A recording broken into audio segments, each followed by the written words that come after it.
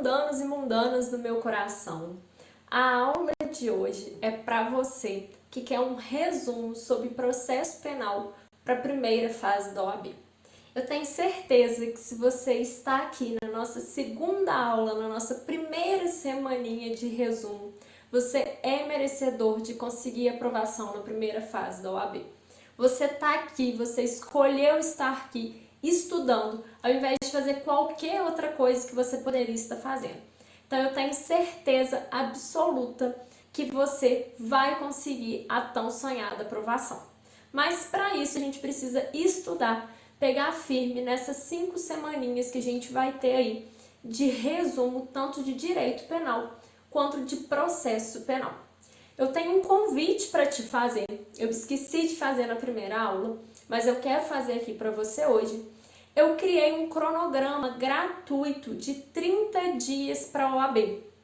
É um cronograma onde você vai encontrar uma forma de estudar nesses 30 dias, de organizar os seus estudos. Tem mapa mental, tem tabela, tem mini resumo. Tudo isso vai te ajudar a organizar os seus estudos, além, claro, do cronograma. E o melhor de tudo é que esse cronograma, ele dá para qualquer tempo de estudo, tá? Tanto 2 horas, quanto 4 horas, quanto 6 horas de estudos por dia. Se você não consegue estudar todo dia, esse cronograma ele se encaixa em qualquer realidade. Então dá uma entradinha, eu vou deixar o link aqui para vocês no final da aula. Baixa esse cronograma, que eu tenho certeza que ele vai ser muito útil para você, tá bem? Então vamos começar.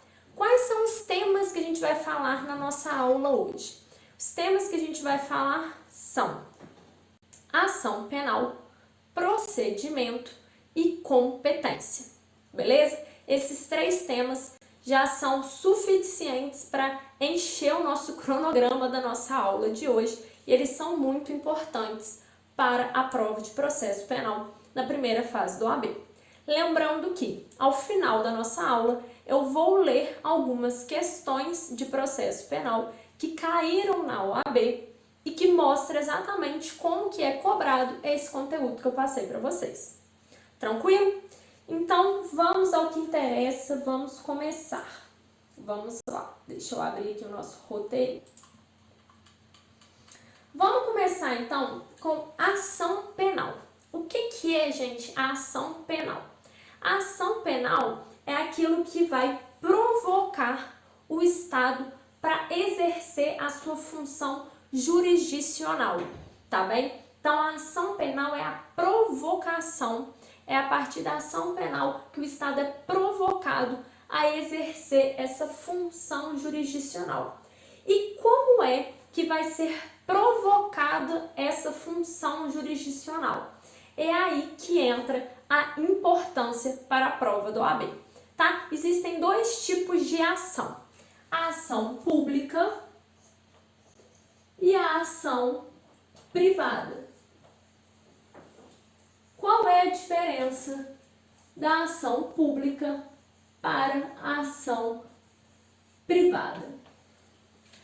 Na ação pública, nós temos 2 tipos: a ação pública incondicionada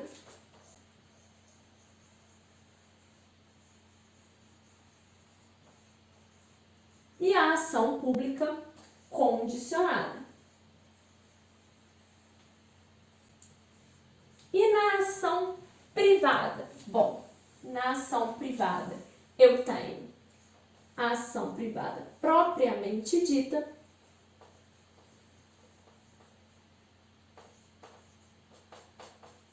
e tenho a subsidiária da pública.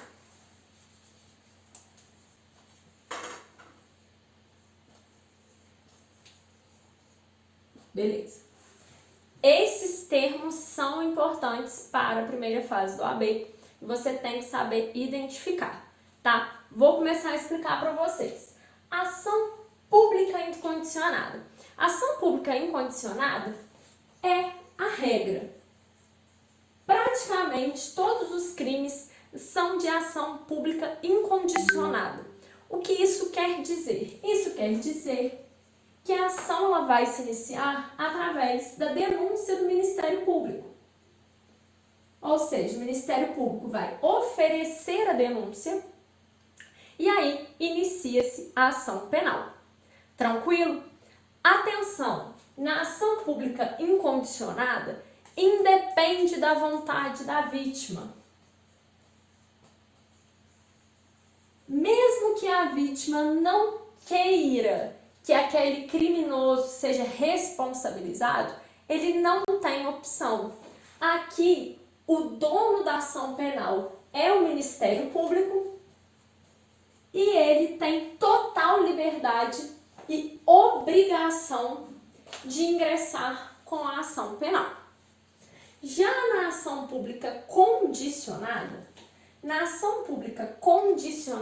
tem que estar descrito no tipo penal, ou seja, lá no crime, artigo tal e tal, que ela é condicionada.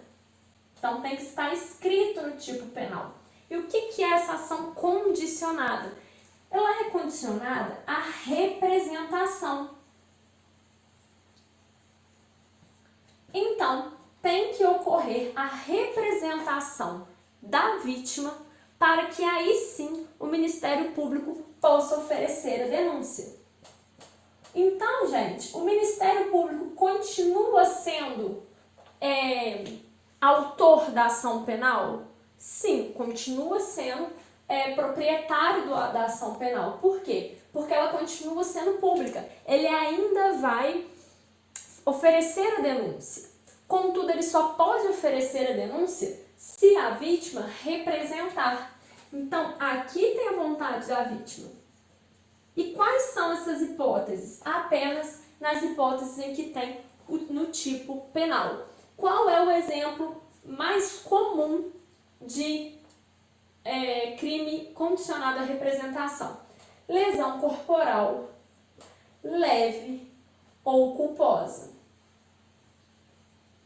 São as duas hipóteses mais comuns que podem aparecer na sua prova. Atenção! Aqui a gente está falando de lesão corporal via de regra, né? Leve, culposa via de regra. Se eu estiver falando de lesão corporal em Maria da Penha, aí nesses casos, lesão corporal Maria da Penha não é condicionada, ela é incondicionada. É muito importante vocês saberem isso. Mais uma informação sobre Maria da Penha que é muito importante. Nos crimes de ação condicionada à representação da Lei Maria da Penha, só será possível a pessoa desistir de ingressar com a ação até o recebimento da denúncia, enquanto nos casos via de regra é oferecimento da denúncia. Então, via de regra é até o oferecimento da denúncia, ou seja, a pessoa representou, falou, eu quero que o fulano seja responsabilizado. Aí lá no meio do caminho o pessoal quer saber, não quero não quero que corra processo por causa disso não. Ele vai lá no Ministério Público e fala, ó, não quero mais, vou renunciar, vai lá, vai no juiz, renuncia e tudo não. Até o oferecimento. Depois que ele ofereceu a denúncia, já era. Não tem mais como ele renunciar. Agora, já no caso de Lei Maria da Penha, ele pode fazer essa renúncia até o recebimento. Só que, para fazer essa renúncia até o recebimento, tem que ter uma audiência. Qual que é o intuito dessa audiência? O intuito dessa audiência é evitar que a mulher ela seja coagida a desistir de ingressar com a ação. Então, tendo a audiência, se ela estiver sendo coagida, fica mais difícil dela conseguir renunciar, porque tendo a audiência, o juiz vai ver que ela está sendo coagida. Beleza? Então tá. Então, até quando eu posso renunciar o meu direito à representação na ação condicionada? Via de regra até o oferecimento, Lei Maria da Penha até o recebimento com a audiência. Tranquilo? Beleza.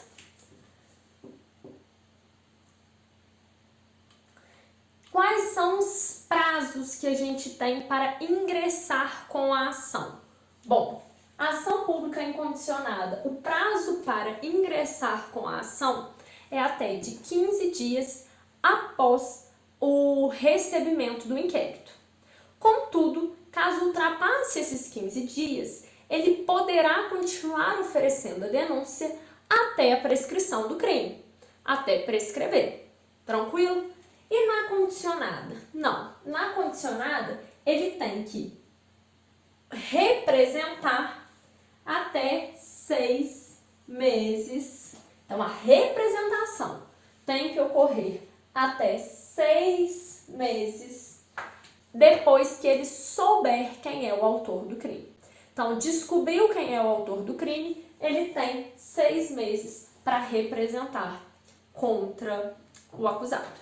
Beleza? Contra o agente. E a ação penal privada?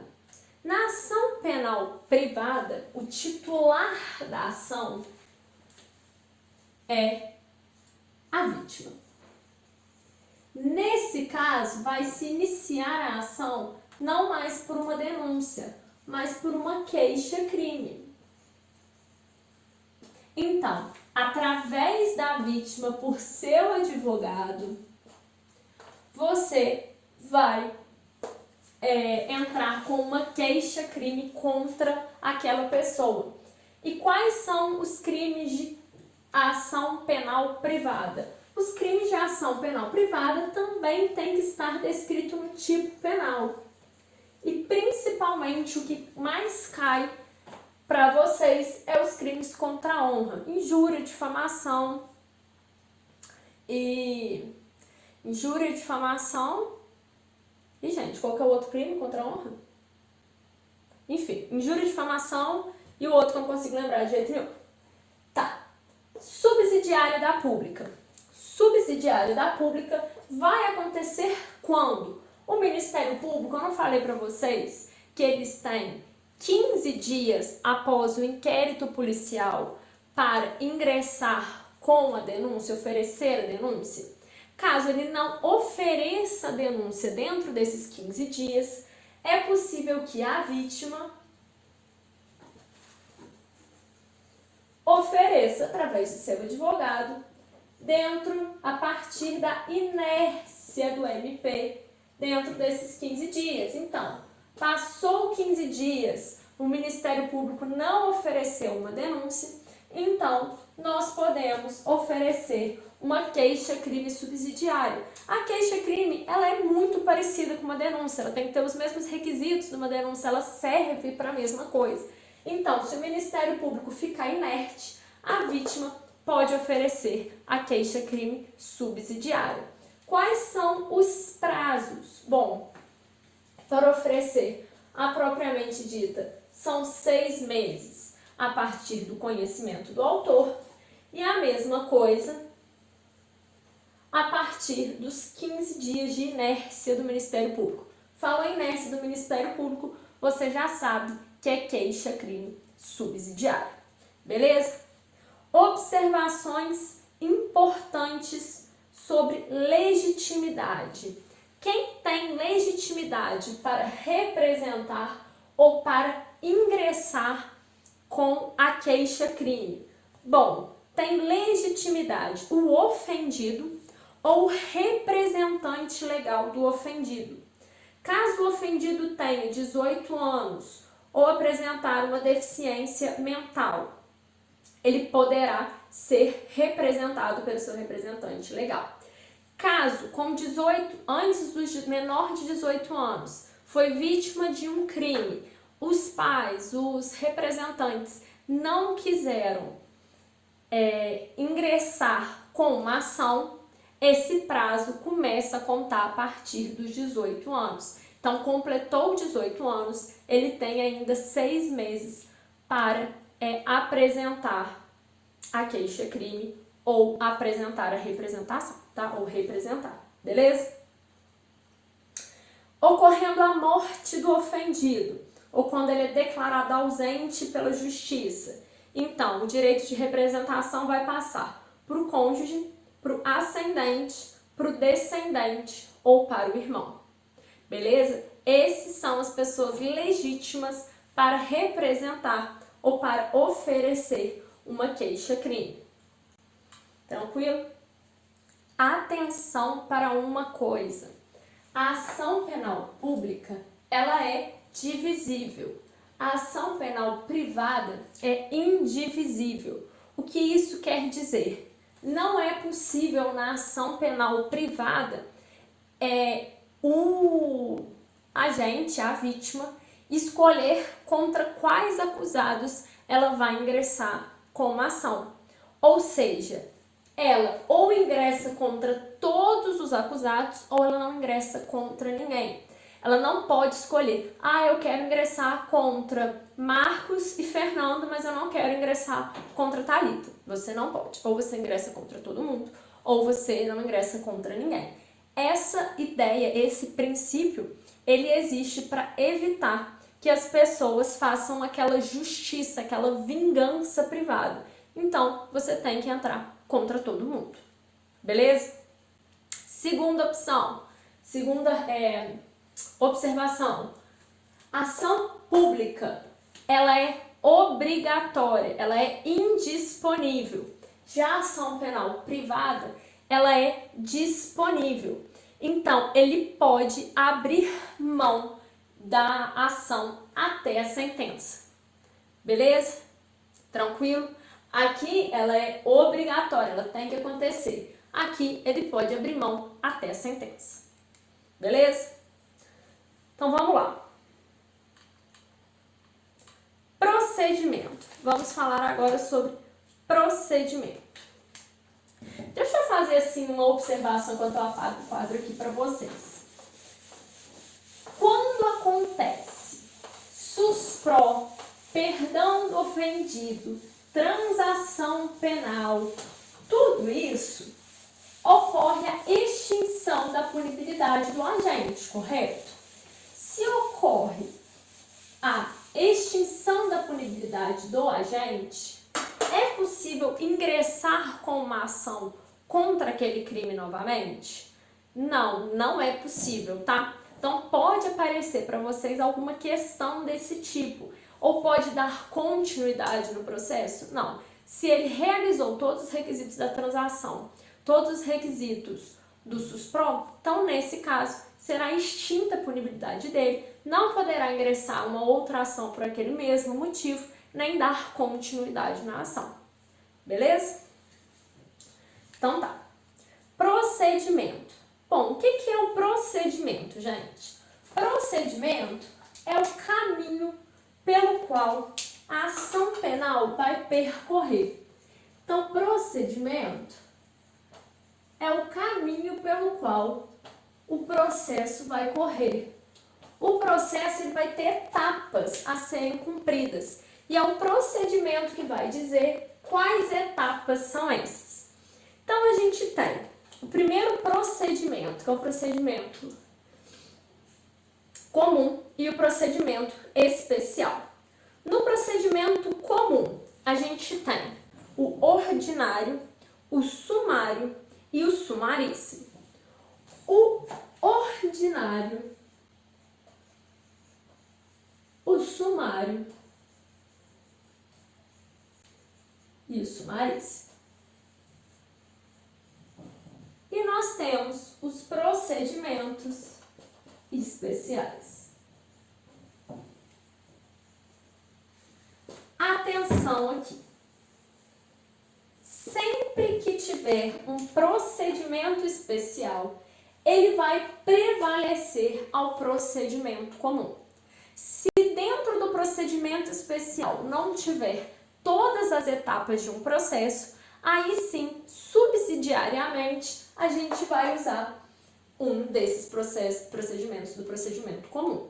Beleza? Então, tendo o procedimento especial, a gente utiliza o procedimento especial. E subsidiariamente, se faltar alguma etapa dentro do procedimento especial, aí a gente usa subsidiariamente um procedimento comum.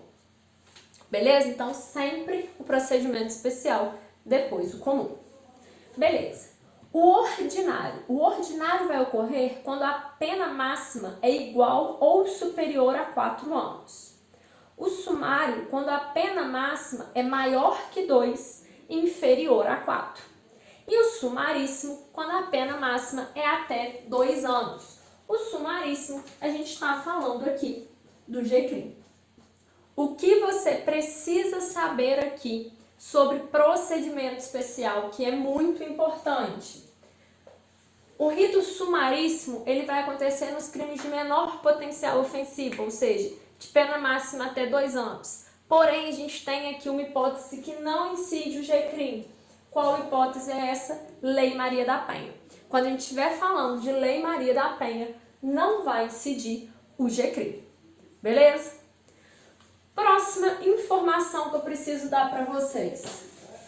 Competência.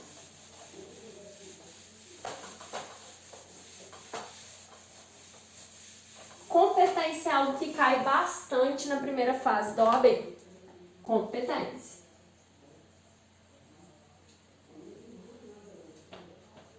Competência. A competência ela pode ser absoluta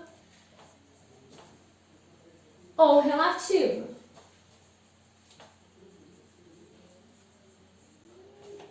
Beleza? Qual é a diferença da competência absoluta para a competência relativa? A competência absoluta, ela pode ser arguída caso esteja no juízo incompetente, ela pode ser arguída a qualquer momento. Ela não se prorroga, não é possível que ela aconteça alguma coisa que mude essa competência. Ela é absoluta, então você pode arguir a qualquer momento. E já a relativa. A relativa não. Se você não arguir na primeira oportunidade, você perde essa oportunidade. E aí, o juízo incompetente se torna competente. Beleza? Então, na primeira oportunidade.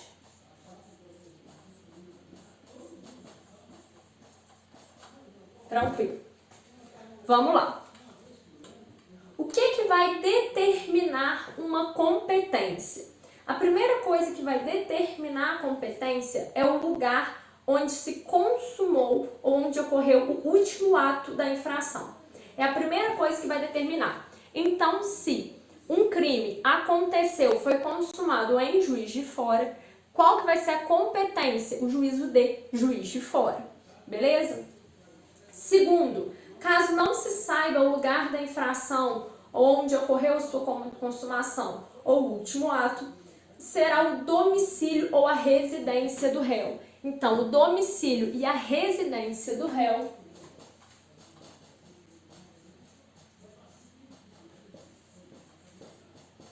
será a segunda opção. Atenção, essa opção aqui, ela pode ser utilizada no caso de queixa-crime. Ela deixa de ser subsidiária no caso de queixa-crime propriamente dita e passa a ser uma opção de escolha, tá? Se a vítima quiser usar no da residência, pode. Tranquilo? Terceira opção, a natureza da infração. Ou seja, após você saber o local, ou seja, a comarca, você vai descobrir se é júri, se é GCRIM, qual que é a natureza da infração para a gente descobrir qual é o juízo que vai atuar sobre ele. Beleza? Então, após esses dois, a gente vai ver a natureza. Beleza? Depois da gente analisar a natureza, a gente vai ver a distribuição. O que é isso? Quando tiver mais de um juízo competente, então vamos lá. A gente cometeu um crime de furto. Crime de furto dentro de Juiz de Fora. Crime de furto dentro de Juiz de Fora, comarca de Juiz de Fora, natureza criminal, juízo comum criminal. A gente tem 4 varas. Quais dessas varas que vai cair? Bom, a primeira será a distribuição. Vai fazer a distribuição e, fazendo a distribuição, vai cair em uma dessas 4 varas. A distribuição nada mais é do que um sorteio, beleza? E por último, o que vai definir a competência é a conexão ou a continência. O que é a conexão ou a continência? É quando os fatos relacionam entre si, as pessoas relacionam entre si e por algum motivo esses processos devem ocorrer juntos, na mesma vara, conexão e continência. Vou olhar para vocês aqui as hipóteses de conexão. As hipóteses de conexão estão previstas no artigo 76 do Código de Processo Penal. Quais são elas? Se ocorrer 2 ou mais infrações houverem sido praticadas ao mesmo tempo por várias pessoas reunidas ou por várias pessoas em concurso, embora diverso tempo e local. Se, no mesmo caso, houverem sido praticadas para facilitar ou ocultar as outras ou para conseguir impunidade, vantagem em relação a qualquer delas. E 3. Quando a prova de uma infração ou de qualquer uma das circunstâncias elementares influir na prova de outra infração. Beleza? Então tá.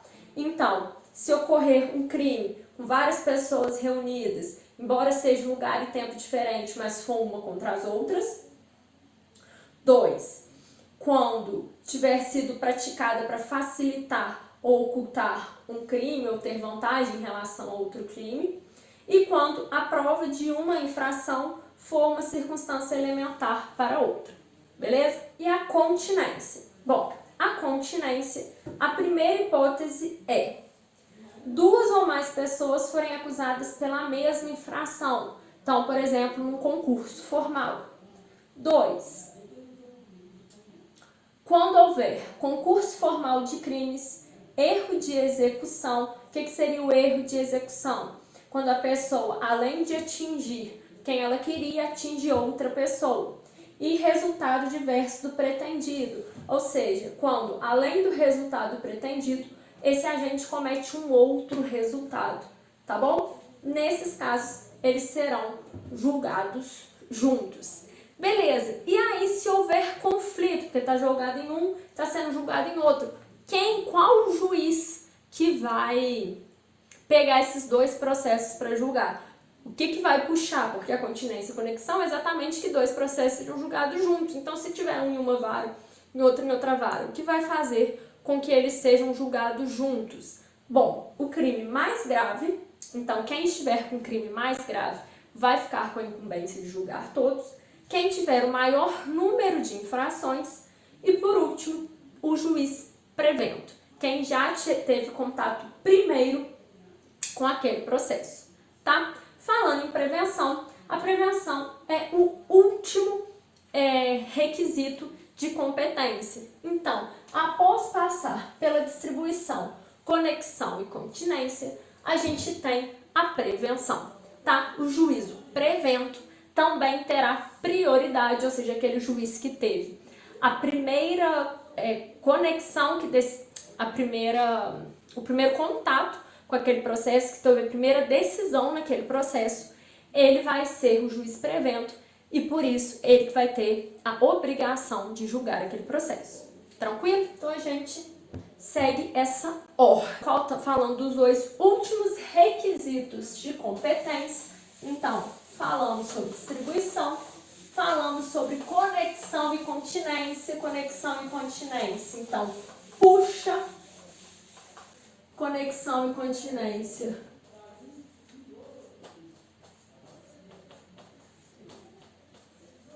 Vai puxar um ao outro. A gente tem a prevenção e a gente tem a prerrogativa de função.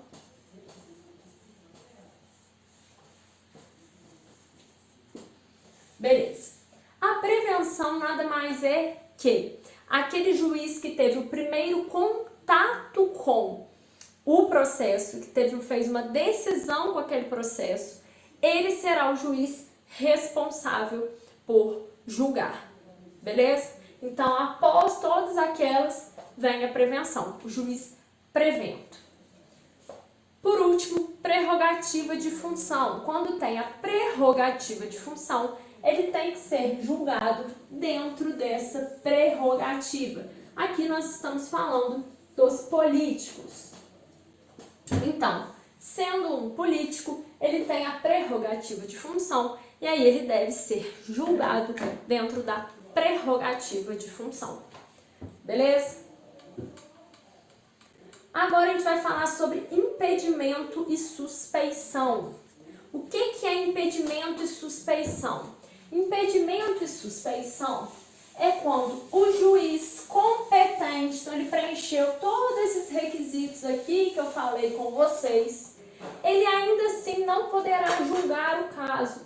Por que ele não poderá julgar o caso? Ele não vai poder julgar o caso porque ele é ou impedido ou suspeito. O impedimento, ele pode ser arguido de ofício ou pela parte a qualquer momento, tá? Ele é uma nulidade absoluta.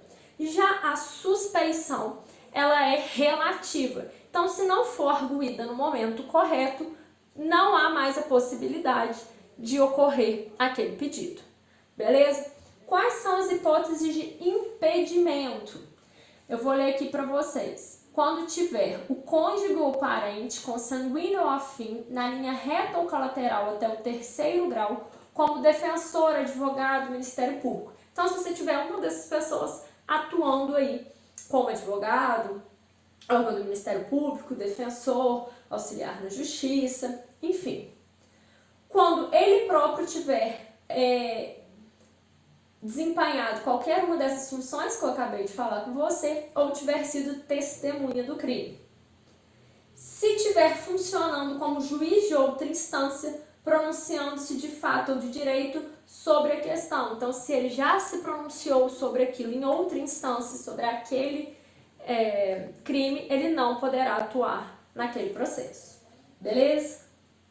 Se ele próprio ou seu cônjuge ou parente, consanguíneo ou afim de linha reta ou colateral até terceiro grau, for parte ou diretamente interessado no feito. Então, se ele for parte daquele processo ou diretamente interessado naquele processo, ele também não poderá ser o juiz. Então, o impedimento é tudo que é mais grave, é tudo que está diretamente relacionado a ele, entendeu? Então, é alguém relacionado a ele trabalhando no processo, é ele tendo sido testemunha, é se ele já atuou no processo, é sempre alguma conexão que ele já teve ali com aquele processo ou que ele tem com aquele processo muito importante. Já a suspeição ela é mais amena, por isso que ela é relativa. Quando algum amigo íntimo ou inimigo capital for parte do processo, se ele, seu cônjuge ascendente ou descendente, estiver respondendo um processo por fato análogo ou de caráter criminoso que haja controvérsia, porque senão ele vai ter o poder de talvez fazer uma jurisprudência que vai ajudá-lo, correto? Se ele, seu cônjuge, parente consanguíneo ou afim, até terceiro grau, sustentar demanda ou responder processo que tenha de ser julgado por qualquer das partes. Né? Então, se a parte possa depois responder, se ele, seu cônjuge ou parente consanguíneo, afim ou até terceiro grau, inclusive, demanda ou responde a processo que tem que ser julgado por qualquer uma das partes. 4. Se tiver aconselhado qualquer das partes. Então, se já tiver falado aconselhado algumas das partes, também ele poderá ser considerado suspeito. Se for credor, devedor, tutor ou curador de qualquer das partes. Se for sócio, acionista ou administrador de sociedade interessada no processo. Isso aí é muito técnico, mas eu recomendo a forma de você decorar. Decora o impedimento, que é mais importante, que é mais relevante, e tudo que não for impedimento, aí você considera como suspeição, tá? Cessação do impedimento e suspeição. O que vai acontecer? Se você é casado e você se separa, existem hipóteses que vão acabar com o impedimento e a suspeição. Quais são eles? Se você tem filho, o impedimento e a suspeição ele continua, tá? Mesmo você se separando. Caso você não tenha filho, vai acabar o impedimento e a suspeição em relação ao seu ex-cônjuge. Porém, vai continuar impedido e suspeito em relação ao sogro, sogra, né? Padrasto, cunhado, genro, enteado, em que for parte do processo. Beleza? Então, nessas hipóteses, mesmo separando, você continua impedido ou suspeito, tá? Enquanto juiz. Tranquilo? Última coisa que eu quero falar para vocês sobre competência. Quero falar para vocês sobre desclassificação. Duas coisas sobre desclassificação. A primeira é no júri. Se você estiver sendo julgado por um crime no júri, ainda na primeira fase, então não é lá com aquele monte de jurado, não. Na primeira fase do júri, quando você ainda vai decidir se vai, quando o juiz ainda vai decidir se vai a plenário ou não. Nesses casos, caso o júri entenda por desclassificar o seu crime, ou seja, está sendo acusado de homicídio, você vai ser acusado agora de lesão corporal. Lesão corporal não é de competência do júri. Nesse caso, os autos vão ser encaminhados para o juízo competente. Beleza? Para o juízo comum. Agora, se essa desclassificação acontecer lá no plenário, já com o júri decidiu que você não cometeu um homicídio, mas sim uma lesão. Aí, nesse caso, quem vai julgar é o juiz presidente do júri, tá? O próprio juiz, então, do júri que vai proferir a sentença. Não vai voltar para o juízo comum. Então, na primeira fase, desclassifica, volta para o juízo comum. Na segunda fase, desclassifica, mas é o próprio juiz do presidente do plenário que vai dar a sentença. Beleza? E segunda informação, se você tem um crime que ele está sendo julgado pela segunda instância e aí houve alguma desclassificação e ele deveria ser julgado pela primeira instância, não tem mais como ele voltar para a primeira instância. Se ele já está sendo decidido pela segunda instância, ele tem que permanecer na segunda instância. Tranquilo? Então, essas são as informações que eu tinha para você. Vamos ler aqui as questões rapidinho, para vocês verem como que é aplicada as questões dentro desse tema. Vamos lá. De acordo com o Código de Processo Penal, no caso de morte do ofendido ou quando declarado ausente por decisão judicial, o direito de oferecer queixa ou prosseguir na ação passará. Ou seja, então, o direito de representação, de oferecer queixa, vai passar para quem? Cônjuge, ascendente, descendente ou irmão, opção A. Ao cônjuge, companheiro, ascendente, descendente, apenas. Ao cônjuge, ascendente, descendente e colateral de até terceiro grau. E assim por diante. Qual é a opção correta, gente? Eu já li para vocês, é a opção A. Falei isso para vocês no início. Isso é lei básica, tá? Não tem nada de interpretação. É lei, é você saber a lei. Na lei está escrito o quê? Cônjuge, ascendente, descendente ou irmão. Então, essa é a resposta certa, letra A. Vamos para mais uma. Estando preso e cumprindo pena na cidade de Campos, interior do estado do Rio de Janeiro, Paulo efetua ligação telefônica para a casa de Maria, localizada na cidade de Niterói, no mesmo estado, anunciando falso sequestro do filho e exigindo o depósito na quantia de R$2.000, a ser efetuado na conta bancária na cidade do Rio de Janeiro. Maria, atemorizada, efetua transferência no respectivo valor no mesmo dia, de sua conta corrente de uma agência bancária situada em São Gonçalo. Descoberto o fato e denunciando pelo crime de extorsão, assinale a opção que indica o juízo competente para o julgamento. Vara Criminal de Campos, Vara Criminal de Niterói, Vara Criminal de São Gonçalo, Vara Criminal do Rio de Janeiro. Gente, nesse caso, a extorsão ela vai ser consumada quando? Quando ela ocorrer a ameaça. Ameaçou ali, já está considerado crime de extorsão. Então, nesse caso, como ele foi consumado em Niterói, onde Maria estava e atendeu o telefone, esse será o juízo competente. Beleza? Essa já é uma decisão do STJ e ela pode aparecer na prova de vocês, porque ela está um pouquinho sumida e ela é bem importante, tá? Pode cair aí para vocês. Beleza. Vamos ler a última. Deixa eu achar aqui qual que eu separei para vocês. Beleza. Quando se tratar de acusação relativa à prática de infração penal de menor potencial ofensivo cometido por estudante de direito, a competência jurisdicional será determinada pelo... Então, vamos lá. O que vai determinar a competência jurisdicional? Eu acabei de passar para vocês. Vamos ver as questões. A natureza da infração praticada e pela prevenção. A natureza da infração praticada. A natureza da infração praticada e pelo local em que tiver consumado o delito. O local em que tiver consumado o delito.